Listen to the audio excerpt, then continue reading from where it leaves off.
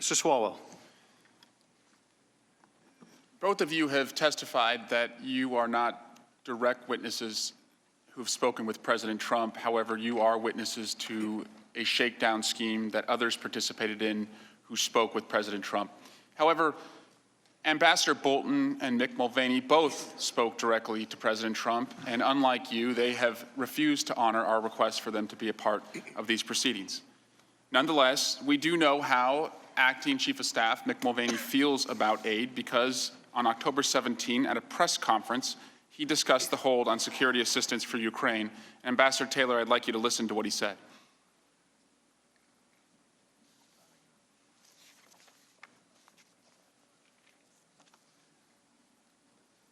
I'll read it for you. It's in response to a question, but to be clear, what you just described is a quid pro quo. It is, funding will not flow unless the investigation into the Democratic server happens as well.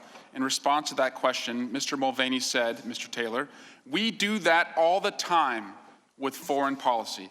My question, Ambassador Taylor, the president conditioning security assistance on an investigation into his political opponent prior to this administration, is this something we would do all the time? No, sir. Why not? We condition assistance on issues that will improve our foreign policy, serve our foreign policy, ensure that taxpayers' money is well spent. Those are and those conditions are either coming from the Congress or from policy decisions stemming from authority Congress has given us to make sure that the taxpayers' money is well spent, or that the receiving country takes the actions in our national interest. And you described in your text message exchanges that engaging in a scheme like this is, quote, crazy. Can we also agree that it's just wrong? Yes. Why is it wrong? Again, our holding up of security assistance that would go to a country that is fighting aggression from Russia for no good policy reason, no good substantive reason, no good national security reason is wrong. Mr. Mulvaney in the same news conference said, quote, if you read the news reports and you believe them, what McKinley said yesterday, well, McKinley said yesterday that he was really upset with the political influence in foreign policy. That was one of the reasons he was so upset about this. And I have news for everybody. Get over it. There's going to be political influence in foreign policy. Ambassador Taylor, should we get over it? If we're talking about political influence, meaning attempts to get information that is solely useful for political campaigns, if that's what he's talking about, we should not get used to that. Finally, Mr. Mulvaney said, again, I was involved with the process by which the money was held up temporarily, okay? 3 issues for that. The corruption of the country, whether or not the countries were participating in the support of Ukraine, and whether or not they were cooperating in an ongoing investigation with our Department of Justice. That's completely legitimate. Mr. Kent, were you aware of any formal Department of Justice cooperation request made to the Ukrainians? I am not aware that there was any formal Department of Justice request in this matter, no. Was Mr. Mulvaney's statement false? I think you'd refer that question again to the Department of Justice, since I don't have full knowledge of whatever they may have been working on. Just about an hour before the 2 of you sat down to testify today, the president tweeted multiple times about this hearing, and he put in all caps, never Trumpers. Mr. Kent, are you a never Trumper? I am a career non-professional who serves whatever president is duly elected and carries out the foreign policies of that president in the United States, and I've done that for 27 years for 3 Republican presidents and 2 Democrat presidents. Ambassador Taylor, are you a never Trumper? No, sir. Ambassador Taylor, finally, you said in your statement on page 19, Mr. Chairman, there are 2 Ukrainian stories today. The first is the one we are discussing this morning and that you have been hearing for the past 2 weeks. It's a rancorous story about whistleblowers. Mr. Giuliani, side channels, quid pro quos, corruption, and interference in elections. In this story, Ukraine is merely an object. Is it also true that in this story, It's about the President of the United States.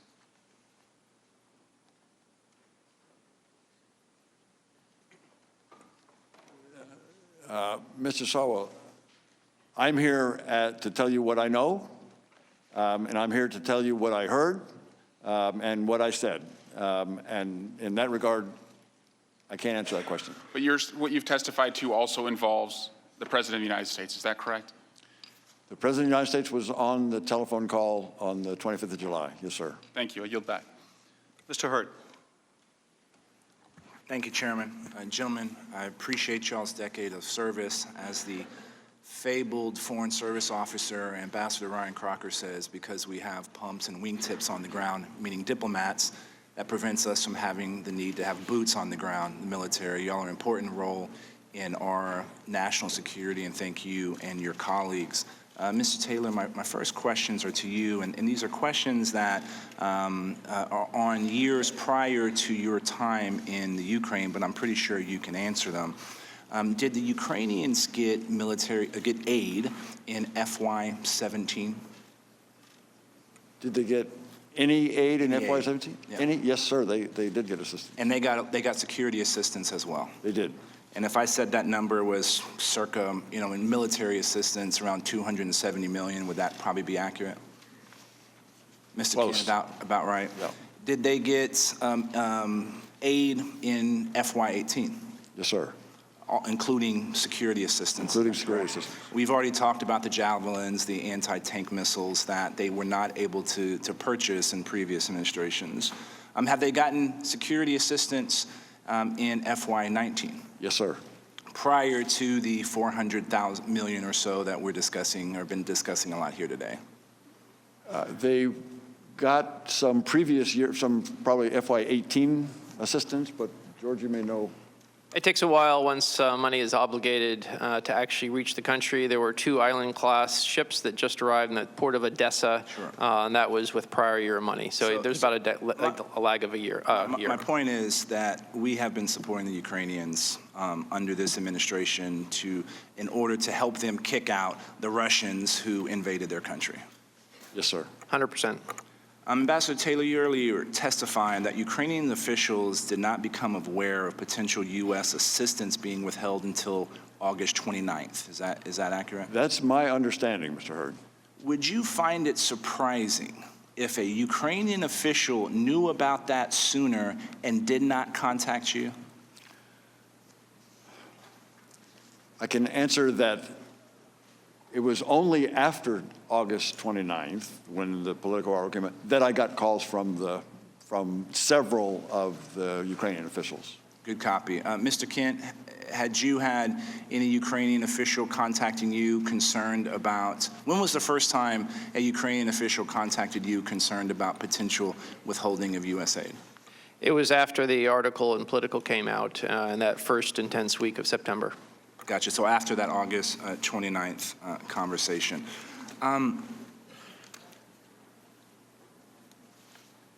There's a lot of talk about Rudy Giuliani and who he was and wasn't meeting. Do we know or have an idea of the Ukrainian officials that he was meeting with over the last couple of years? I don't, sir. Have you had any Ukrainian officials call you after a meeting with Rudy Giuliani concerned about the nature or the context of that conversation? Yes. Mr. Yermak has expressed concern about his interactions with Mr. Giuliani. And I believe that meeting was somewhere in late August, is that correct? There were meetings and there were, I think, also phone calls.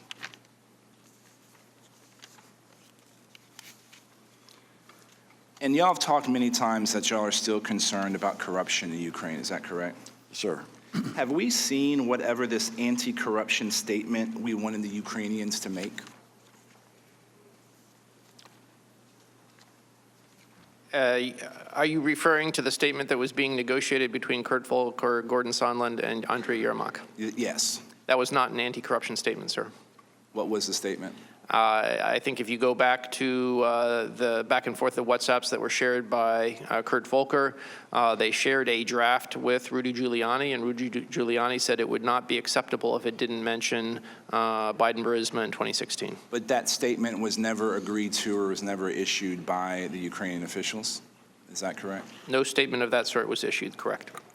And have U.S. businesses ever contacted y'all concerned about corruption within Ukraine? Yes, sir. As of this year even? Yes, sir. Because the concern is not just how Ukrainian businesses run by oligarchs are being operated, it's also concerns about how the Ukrainian government is dealing with American businesses trying to operate in Ukraine. Is that accurate? American businesses are very concerned about the judicial system in particular. Yes, sir. I yield back the time I do not have, Mr. Chairman. Thank the gentleman. Mr. Castro. Thank you, Chairman. Thank you, gentlemen, for your testimony today and for your service to our country. Listening to all the evidence, everything I've heard and read in this investigation, it seems to me that the President of the United States either committed extortion and bribery of a foreign official or attempted extortion and bribery of a foreign official. When President Trump got President Zelensky on the phone on July 25th, he was talking to a desperate man, wasn't he? President Zelensky was desperate to protect his country and make sure that he had foreign assistance from the United States. Is that right? President Zelensky is very interested in U.S. support, both assistance and political support. Yes, What sir. would have happened if the aid had gotten cut off, Ambassador? What would have happened to President Zelensky's career, and what would have happened to the Ukraine? The assistance, if the assistance had been cut off, he would have been much weaker in his negotiations with the Russians. He would have been much weaker on the battlefield. The Russians may have taken it as an invitation to actually take military action against Ukraine. Is that right? The Russians always look for vulnerabilities, and they know that the United States has supported Ukraine. If the Russians determine or suspect that that support is lessened or not there, they will likely take advantage. They could have pounced. They could have taken advantage. So he had a desperate man on the phone, and he asked a desperate man for a favor. And based on your testimony, it sounds like, begrudgingly, President Zelensky may have actually agreed to do that favor and investigate the Bidens and Burisma. Is that right? President Zelensky does say in the transcript that he will pursue the investigations. So we know that President Trump asked for a favor to help his political career, and it appears as though the president of the Ukraine agreed to that favor. Do we know why it didn't actually happen? Do we know why there was no announcement in front of CNN or to CNN about an investigation? Mr. Castro, as we've determined, as we've discussed here, on September 11th, just before any CNN discussion or interview, the hold was released. The hold on the security systems was released. But we don't, so the hold was released. Is it possible that the White House released that hold because they knew that a whistleblower had basically turned this in? I don't know, sir. Do you think that's possible? I'm not in a position to judge. So we have a president who the other side has claimed or has defended the president saying that the aid went through, that there was never any investigation. But the president attempted to get those things done. And it looks like there was an initial agreement by the president of the Ukraine to actually do those things. So, ambassadors, is attempted murder a crime? Is attempted murder a crime? Attempted murder is a crime. Is attempted robbery a crime? Neither of us is a lawyer, but I think anybody in this room could answer that I question. think that's right. I'll go out on a limb and say, yes, it is. Is attempted extortion and bribery a crime? I don't know, sir.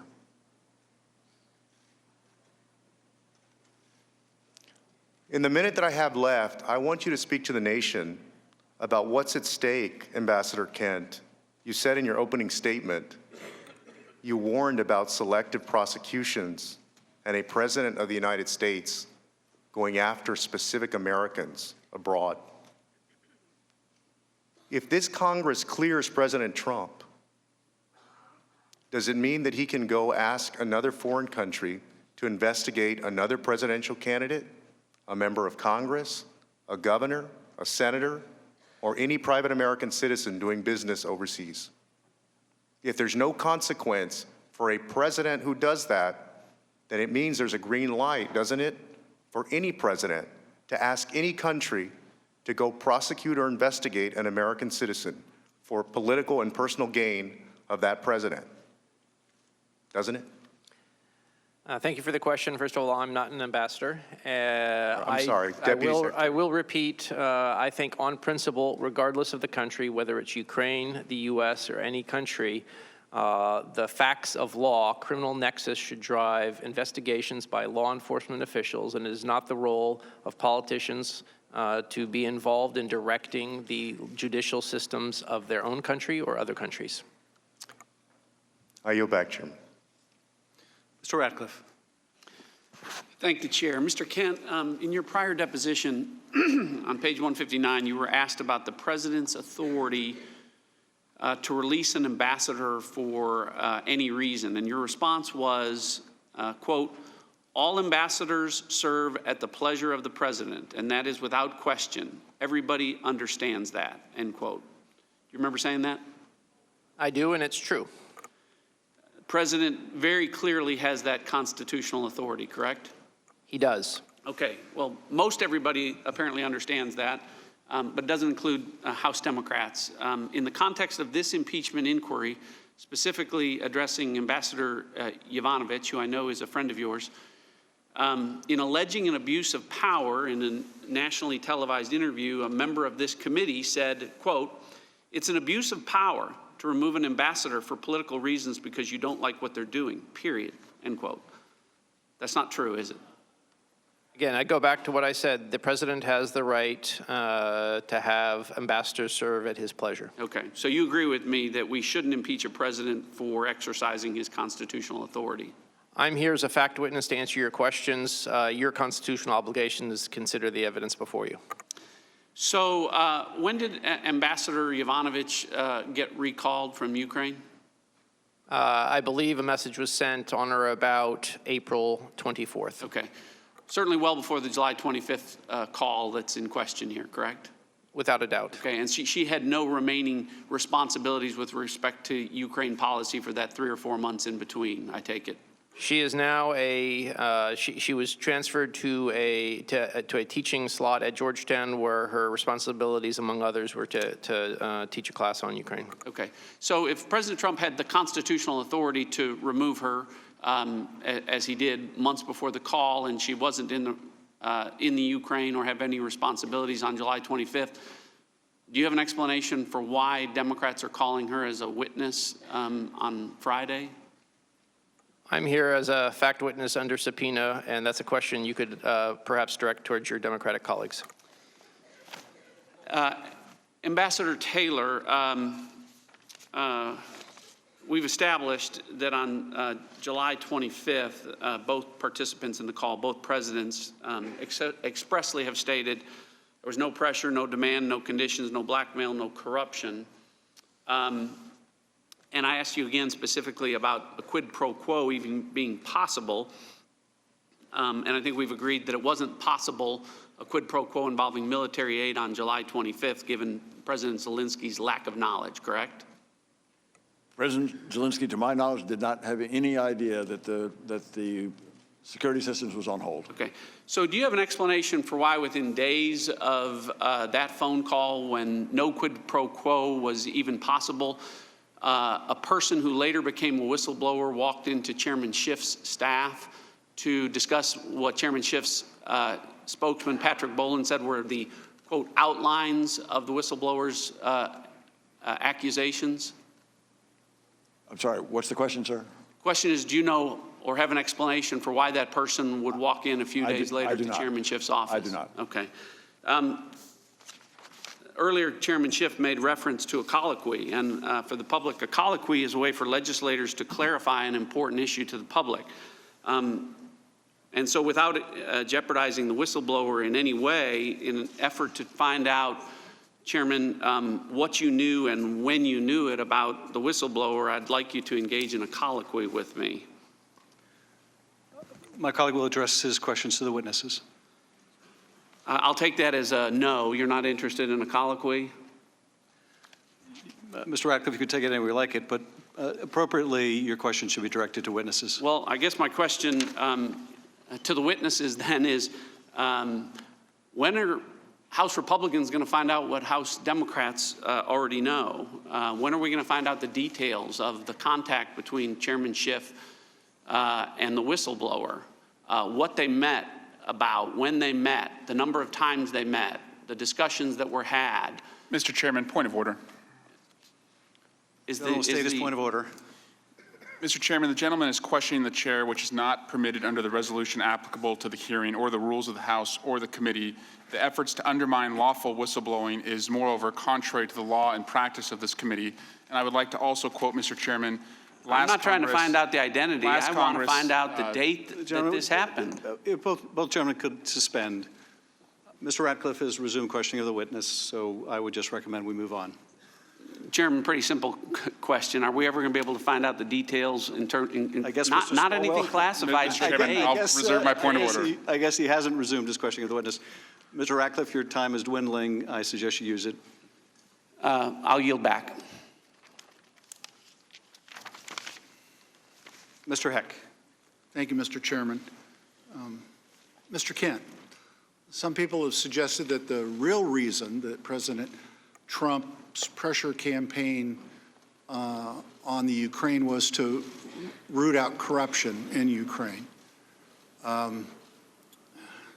I've gone back and read the memorandum of call 2 or 3 times, actually, and I don't recall a single instance where the president ever used the word corruption nor the word corrupt. I know in answer to the chairman's opening questions, you indicated you had gone back and read it about a month ago. Do you recall the president in that July 25th phone call with President Zelensky ever uttering the word corrupt or corruption?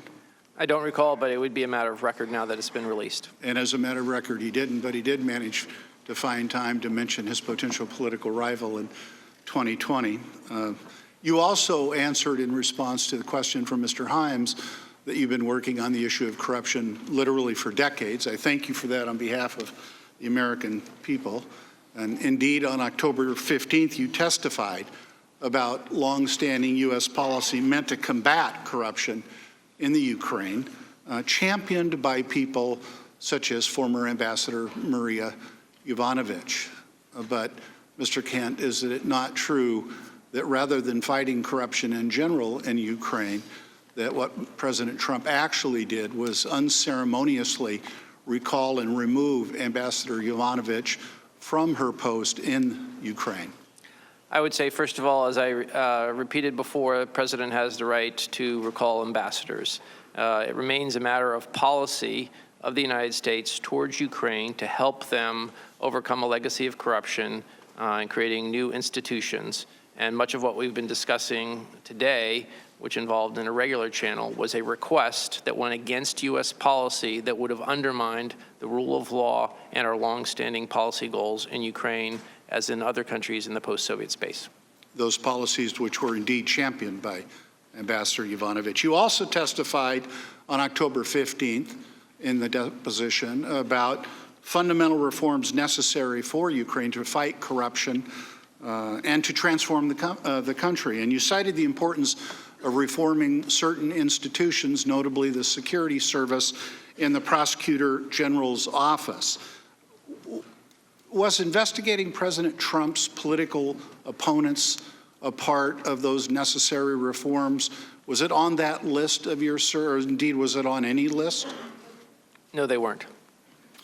In fact, historically, is it not true that a major problem in the Ukraine has been its misuse of prosecutors precisely to conduct investigation of political opponents? That's a legacy, I dare suggest, from the Soviet era, when, as you stated in your testimony, prosecutors like the KGB were, and I quote you now, instruments of oppression. Is that I said correct, that, sir? and I believe it's true. So finally, Mr. Kent, for as long as I can remember, U.S. foreign policy has been predicated on advancing principled interest in democratic values, notably freedom of speech, press, assembly, religion, free, fair, and open elections, and the rule of law. Mr. Kent, when American leaders ask foreign governments to investigate their potential rivals, doesn't that make it harder for us to advocate on behalf of those democratic values? I believe it makes it more difficult for our diplomatic representatives overseas to carry out those policy goals, yes. How is that, sir? Well, there's an issue of credibility. They hear diplomats on the ground saying one thing, and they hear other U.S. leaders saying something else. Ambassador Taylor, would you agree with that, sir? I would. Is there anything you'd like to add about how it might make it more difficult for you to do your job, sir?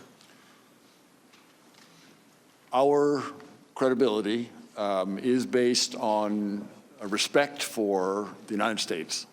And if we damage that respect, then it hurts our credibility and makes it more difficult for us to do our jobs. Anyone looking at the facts can see what happened was an abuse of power. Anyone looking at the facts can see that what happened was unethical. Anyone looking at the facts can see, anyone looking at the facts can see that what went on was just plain wrong. I yield back, Mr. Chairman. Mr. Jordan. Thank you, Mr. Chairman. 55 days. 55 days between July 18th and September 11th that there was a delay on sending hard-earned tax dollars of the American people to Ukraine. We're not talking any country, we're talking Ukraine. Ernst & Young said one of the 3 most corrupt countries on the planet. Our witness on Friday, she testified in her deposition, corruption is not just prevalent in Ukraine, it's the system. So our president said, time out. Time out. Let's check out this new guy. Let's see if Zelensky's the real deal. This new guy who got elected in April, whose party took power in July, let's see if he's legitimate. Now keep in mind, as has already been discussed, in 2018, President Trump had already done more for Ukraine than Obama did. That's right. President Trump, who doesn't like foreign aid, who wanted European countries to do more, who knew how corrupt Ukraine was, did more than Obama because he gave him javelins, tank-busting javelins to fight the Russians. Our witnesses have said this, others have said this. Obama gave him blankets, Trump gave him missiles. But when it came time to check out this new guy, President Trump said, let's just see if he's legit. So for 55 days, we checked him out. President Zelensky had 5 interactions with senior U.S. officials in that time frame. One was, of course, the phone call, the July 25th phone call between President Trump and President Zelensky. And there were 4 other face-to-face meetings with other senior U.S. officials. And guess what? Not one of those interactions, not one, were security assistance dollars linked to investigating Burisma or Biden. But guess what did happen in those 55 days? U.S. senators, Ambassador Bolton, Vice President Pence, all became convinced that Zelensky was, in fact, worth the risk. He was, in fact, legit and the real deal and a real change. And guess what? They told the president, he's a reformer, release the money. And that's exactly what President Trump did. Now, over the next few weeks, we're going to have more witnesses like we've had today that the Democrats will parade in here, and they're all going to say this, so-and-so said such and such to so-and-so, and therefore, we got to impeach the president. Actually, we can get more specific. We covered this a little bit ago. They'll say something like Ambassador Sondland said in his deposition, where he said, Ambassador Taylor recalls that Mr. Morrison told Ambassador Taylor that I told Mr. Morrison that I conveyed this message to Mr. Yarmouk on September 1st, 2019 in connection with Vice President Pence's visit to Warsaw and a meeting with President Zelensky. And if you can follow that, that's the Democrats' plan and why they want to impeach the president. That's what we're going to hear over the next couple weeks. That's what we're going to hear. But no matter what they do, no matter how many witnesses they bring in here, 4 facts will not change, have not changed, will never change. The call shows no linkage between dollars and the investigation into Burisma or the Bidens. President Trump and President Zelensky have both said On the call, there was no linkage, there was no pressure, there was no pushing. Ukrainians didn't even know the aid was withheld at the time of the phone call, and most importantly, as has been pointed out, Ukrainians didn't take any specific action relative to investigations to get the money released. Now, there is one witness that they won't bring in front of us, they won't bring in front of the American people, and that's the guy who started it all, the whistleblower. Nope, 435 members of Congress, only one gets to know who that person is. Only one member of Congress has a staff that gets to talk to that person. The rest of us don't. Only chairmanship knows who the whistleblower is. We don't. We will never get the chance. We will never get the chance to see the whistleblower raise his right hand, swear to tell the truth and nothing but the truth. We'll never get that chance. More importantly, the American people won't get that chance. This anonymous so-called whistleblower with no firsthand knowledge, who's biased against the president, who worked with Joe Biden, who is the reason we're all sitting here today, will never get a chance to question that individual. Democrats are trying to impeach the president based on all that, 11 and a half months before an election. We'll not get to check out his credibility, his motivations, his bias. I said this last week, but this is a sad day. This is a sad day for this country. You think about what the Democrats have put our nation through for the last 3 years. Started July of 2016 when they spied on 2 American citizens associated with the presidential campaign, and all that unfolded with the Mueller investigation after that. And when that didn't work, here we are. Based on this. The American people see through all this. They understand the facts support the president. They understand this process is unfair, and they see through the whole darn sham. With that, I yield back. Mr. Welch. Thank you. I say to my colleague, I'd be glad to have the person who started it all come in and testify. President Trump is welcome to take a seat right there.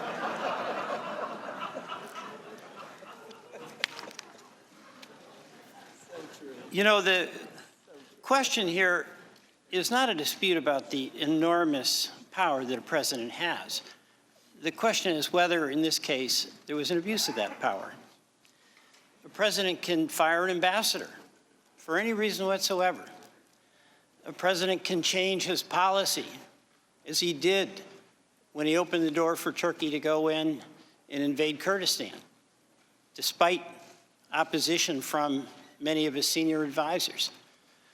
A president could change his position and our position on Ukraine.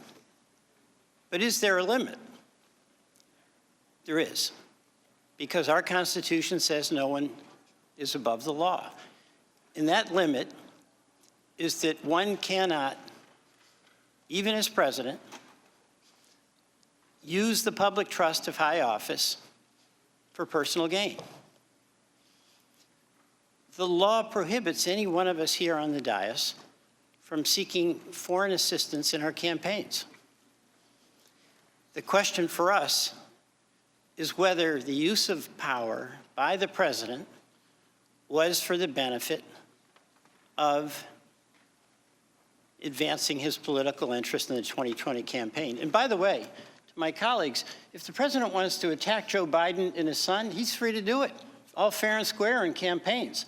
He's just not free to change our foreign policy unless he gets his way to assist him in that campaign. That's a line he can't cross. Now, you all have been very clear about what our continuous foreign policy was. And Ambassador Taylor, just very quickly describe why us withholding aid interfered with achieving our national security goals. Mr. Welch, one of our national security goals is to resolve conflicts in Europe. There is one major conflict in Europe. It's a fighting war. Our national security goals in support of Ukraine, in support of a broader strategic approach to Europe, is to facilitate that negotiation, is to try to support Ukraine when it negotiates with the Russians. Right. And I want to go back, because in the historical context, Mr. Kent, that you and Ambassador Taylor provided, we had 70 years of peace after the war in which we lost over 400,000 American lives. And that took care. And that was in jeopardy, as you described it, Ambassador Taylor, and that threatened each and every one of us up here in the constituents we represent. Is that a fair statement? That's a fair statement. I want to do 3 dates, too. I only have a little time, but July 24, July 25, and July 26. July 24th, Director Mueller testified about his investigation, and he established beyond doubt that it was the Russians who interfered in our election. And he expressed a fear that that would be the new normal. On July 25th, according to the readout of the president's campaign, he asked the Ukrainians to investigate Ukrainian interference in our election that had been repudiated. And then on July 26th, as I understand it, this person who reported to you heard the president saying he wanted investigations again in Ukraine. So this is the question. The new normal that Director Mueller feared, is there a new normal that you fear that a president, any president, can use congressionally approved foreign aid as a lever to get personal advantage in something that is in his interest but not the public interest? That should not be the case, Mr. Welch. I yield back. Mr. Chairman, I ask unanimous consent to enter into the record the transcript from the July 25th call between President Trump and President Zelensky. You yourself, Mr. Chairman, have mischaracterized the call. In fact, in the first open hearing, you had a parody. The gentlewoman will suspend. By unanimous consent, be happy to enter the call record into the record. Mr. Maloney, you're recognized for 5 minutes. Thank you, gentlemen. Thank you for being here today. Ambassador Taylor, what year did you graduate from West Point? 1969, sir. It was the height of the Vietnam War, wasn't it, sir? The height was about that time. What was your class rank at West Point, sir? I was number 5. How many people were in your class? 800. 800 cadets, you were number 5. Yes, sir. So when you're top 1% of your class at West Point, you probably get your pick of assignments, but you picked the infantry, I did, sir. Yes, sir. You were a rifle company commander? Sir. Where'd you serve? In Vietnam. Did you see combat in Vietnam, sir? I did. Did you earn any accommodations for that service? I was awarded the Combat Infantryman's Badge, which is my highest, I'm proudest of. There was a Bronze Star, there was an Air Medal with V. That's for valor, isn't it, sir? It is. Let's talk about July 26th, a lot of years later. You go to the front, you go to Donbass with Ambassador Volker, I believe, and you're on the bridge, and you're looking over on the front line at the Russian soldiers. Is that what you recalled? Yes, sir.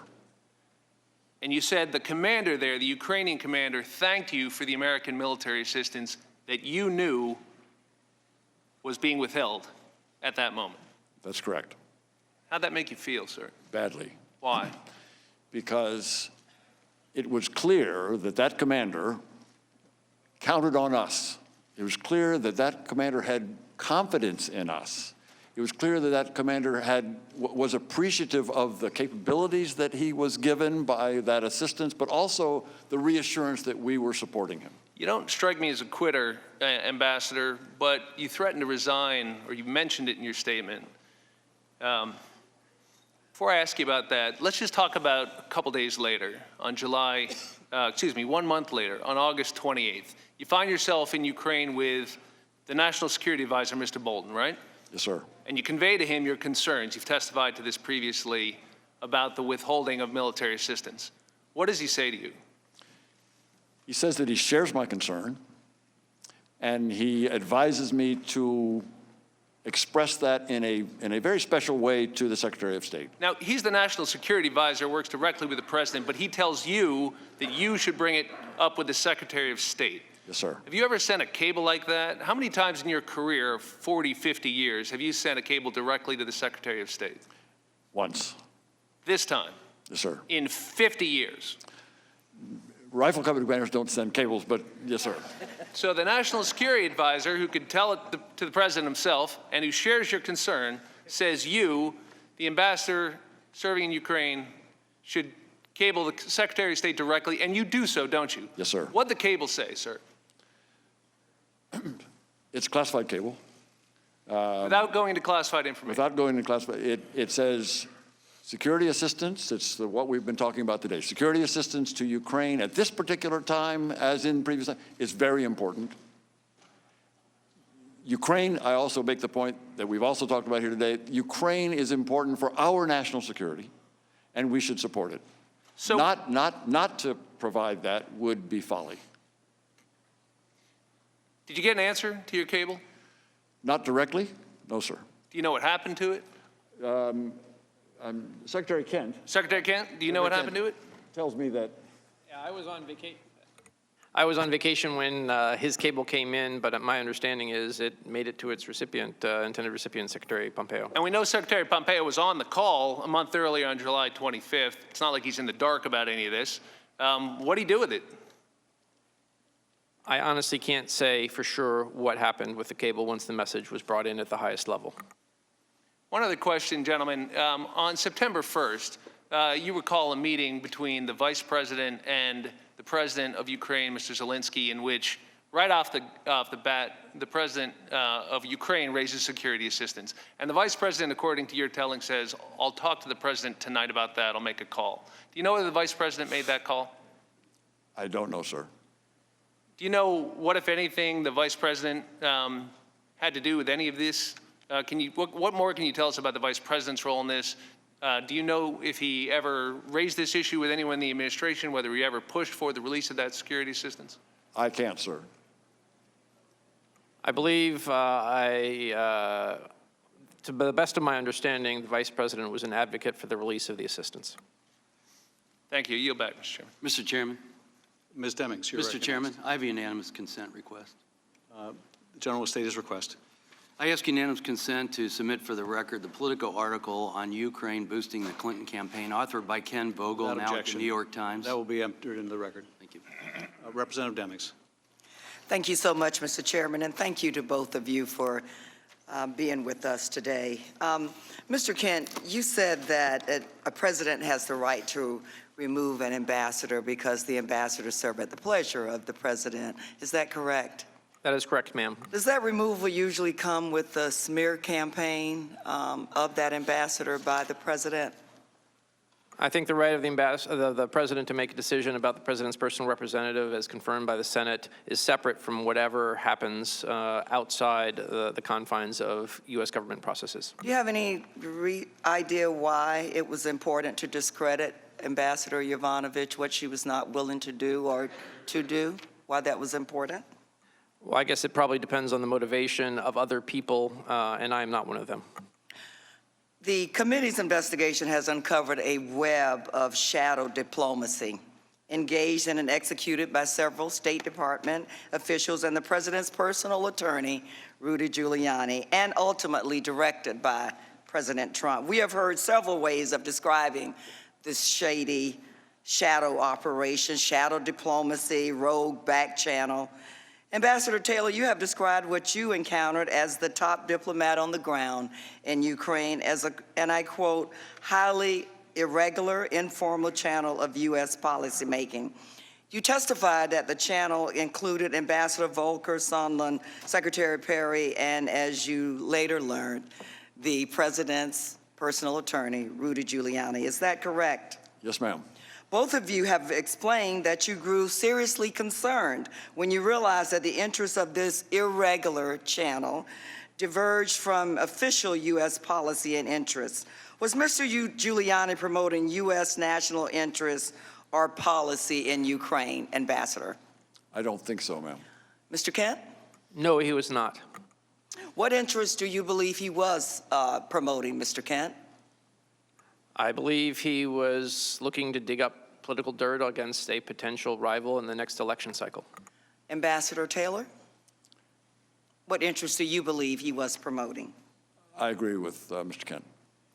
The State Department's role is to promote U.S. policies overseas, not to help the current president win re-election. Is that correct, Mr. Kent?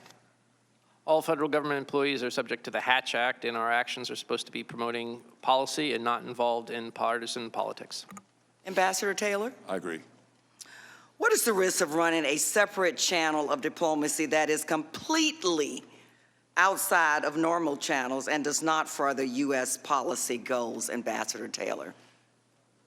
Ms. Demings, it's possible to do one, but not the other. That is, if it's completely against U.S. policy goals, then that's a mistake. Then it's not helpful. You can get advice and even have conversations outside of the normal channels, but then they need to be part of U.S. foreign policy and approaching those goals. Mr. Kent? Agree. Ambassador Taylor, you have described in your previous testimony one instance shortly after you arrived in Ukraine in which Ambassador Sondland asked State Department officials not to listen to a July 28th call he had planned to hold with President Zelensky. Did you find that unusual? I did. What was the impact of Ambassador Sondland making that request? And you found it unusual. What do you believe the impact was? Ms. Demings, I'm not sure there was an immediate impact. Was there a recording or transcription? There was not. That was the impact. It was not recorded. Do you think that's why the request was made, so there would not be normal State Department of employees from the Operations Center would have been there transcribing and taking notes? That is the norm, but it is also it is not unusual to not have it recorded. So you know that the State Department is holding your notes and refuses to provide them to Congress despite a duly authorized subpoena. And we know that in some instances, your notes may be the only documentary record of what happened. You are aware of that, yes, correct? And Mr. Kent, you are aware that your notes have not been turned over to Congress? I have turned all records that I had in my possession to the State Department because whatever we do is considered a federal record, not a personal record. Thank you so much, Mr. Chairman. I yield back. Mr. Chairman, I have unanimous consent request. Gentleman will state his request. I have a New York Times op-ed stating why President Obama should have done more in investing in Ukraine by a trio of ambassadors, which includes William Taylor. Without objection, that will be admitted into the record. Mr. Krishnamoorthi. Good afternoon, gentlemen. I'd like to walk you through a couple points raised by my colleagues on the other side. One is they claim that the July 25th call summary shows no evidence of pressure on the Ukrainian government. In fact, they argue the Ukrainians did not feel any pressure at any time to comply with any of President Trump's requests for investigations. In fact, Ambassador Taylor, at your deposition in October, you stated that due to the hold that President Trump placed on aid to the Ukrainians became, quote unquote, desperate. Isn't that right? In August, they did not know, as far as I'm aware, but at the end of August, the article came out. In September, the Minister of Defense, for example, came to me, I would use the word desperate, to figure out why the assistance was being held. He thought that perhaps if he went to Washington to talk to you, to talk to the Secretary of Defense, to talk to the President, he would be able to find out and reassure, provide whatever answer was necessary to have that assistance released. In fact, my colleagues on the other side suggest that President Zelensky personally did not feel any pressure at any time, and yet later on in September, he finally relented in a conversation with Gordon Sondland, according to your deposition, in which he agreed to make a statement on CNN. Isn't that right? He had planned to make a statement on CNN, yes, sir. My colleagues also say that the hold on U.S. security assistance was lifted on September 11th without any investigations happening on the part of the Ukrainians, and therefore everything ended up fine in the end. However, Mr. Kent, as you know, the House Intelligence, Foreign Affairs, and Oversight Committees began this current investigation leading to the proceedings today on September 9th. In fact, it was only 2 days after this particular set of committees began their investigations that the Trump administration eventually released the military aid, correct? That is a timeline, yes. Ambassador Taylor, between the time of your October deposition and now, did anyone from the Trump administration contact you about your appearance before the committee today? No, sir. How about you, Mr. Kent? No, sir. Ambassador Taylor, I would like to turn to a word that by my count you used 13 times in your opening statement, and that word is concern. You were concerned that aid was being conditioned on political investigations, isn't that right? Yes, sir. You were concerned that irregular channels of diplomacy were being used in our foreign policy in the Ukraine, right? Yes, sir. Ambassador Taylor, can you rule out the possibility that these irregular channels of diplomacy are being used in other countries where we conduct foreign policy?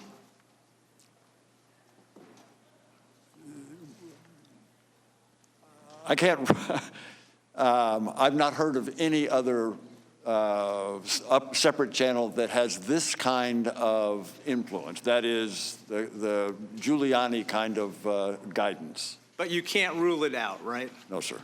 And how about you, Mr. Kent? You can't rule it out either, right? I have no basis to make a determination. You don't believe the July 25th call was perfect, did you? Do you?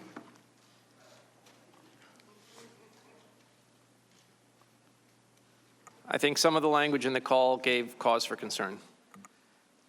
Ambassador Taylor? I agree. And what was the cause for concern for you? There was part of the discussion of the previous ambassador was a cause for concern. Ambassador Taylor, I want to draw on your experience finally as a West Point cadet and as an infantry commander in Vietnam. In a battlefield situation, is a commanding officer allowed to hold up action, placing his troops at risk until someone provides him a personal benefit? No, sir. Is that because if commanding officers did that, they would be betraying their responsibility to the nation and the men and women under their command? Yes, sir. And if that happened and were found out, could that person be subject to discipline? Yes, sir. Could that type of conduct trigger a court-martial? Yes, sir. Thank you. I yield back. Mr. Chairman. I thank the gentleman. Mr. Chairman, let's have unanimous. What purpose does the gentleman seek I thank the recognition? chairman. I have unanimous consent, ask unanimous consent to enter into the record Mr. Mulvaney's statement where he said there's absolutely no quid pro quo from October 17th, 2019. Without objection. Mr. Nunes, you're recognized for any closing comments you'd like to make. Mr. Chairman. I've recognized Mr. Nunes for his comments. Mr. Conaway, we will get your motion. Okay. After Mr. Nunes' brief closing remarks and my brief closing remarks, it's my intention to excuse the witnesses. We'll have a very brief recess. Members should not go far. We will resume and take up Mr. Conaway's motion. Mr. Nunes. Thank you, Mr. Chair. I'll just be brief. I want to reiterate what I said earlier, and that is that we really should stop holding these hearings until we get the answer to three important topics. The first being the full extent of the Democrats' prior coordination with the whistleblower, and who did the whistleblower coordinate with. Second, the full extent of Ukraine's election meddling against the Trump campaign. And third, why did Burisma hire Hunter Biden, and what did he do for them? And did his position affect any government actions, U.S. government actions under the Obama administration? You are not allowing those witnesses to appear before the committee, which I think is a problem. So we'll expect, hopefully, you will allow us to bring in the whistleblower, the folks that he spoke to, and also numerous Democratic operatives who worked with Ukraine to meddle in the election. With that, I'll yield back.